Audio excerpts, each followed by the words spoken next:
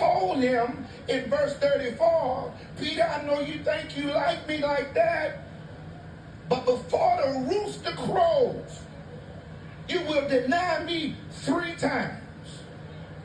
And it's one thing to know somebody is going to deny you, but knowing and experiencing are two different things. Two different things. Because it kind of just hits differently when it actually happens. Yes.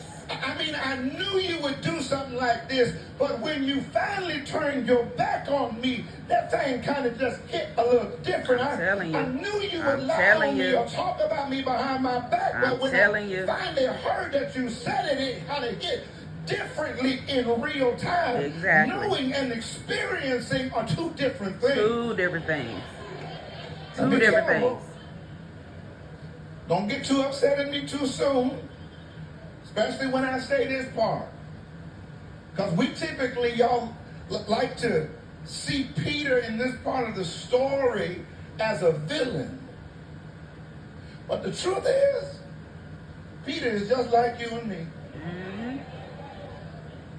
Because whenever you start putting distance between you and Jesus, I promise you, it won't be long. Come on.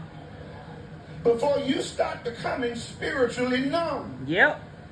And just like Peter, you might be close to the fire, but your faith is flickering. Come on. Come on. You start saying and doing things you said you would never do. You Come go on. to places you said you would never be. Yes. Because you've gotten distant from Jesus. So y'all better cut Peter some slack, give him some grace, because at some point you're going to need that same grace back for yourself. Amen.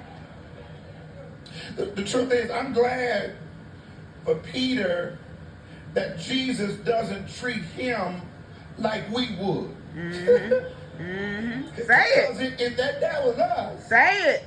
We be talking about how now it's time to cut some folk loose in my life, and how I'm not fooling with folk who don't want to see me win. And newsflash, a lot of folk close to you right now don't want to see you win. Come on, Pat. Say that. But win anyhow. Say that. Because whether they like you or not, in the words of Dr. Gina Stewart, a win is still a win. A win is still a win. Say it. Yes, sir. And hear me. If you want to reap later, start sowing early. Amen. By praying for them like Jesus did. Yes, yes, yes. He told Peter, Simon, Satan has asked to sift you like wheat.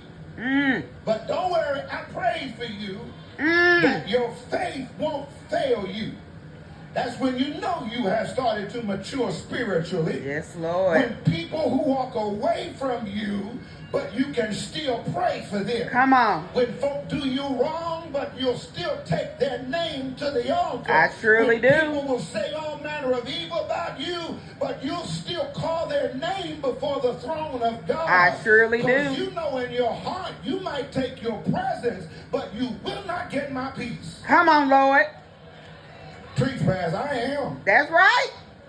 And Jesus is right here front and center as Peter's denial starts to count to 3. And finally, when he's accused of being a Galilean because his accent had kind of given it away, Peter replied, I done told you, man, I do not know what you're talking about. Just as he was speaking, the rooster crowed. And now Jesus has to carry this emotional weight all by himself. Can I pause and tell you that this is what black folk been doing for centuries. In this country. It's just called weathering. It's a chronic stress that we experience due to systemic racism, social iniquity, and ongoing trauma. That's why black women in America have higher rates of maternal mortality.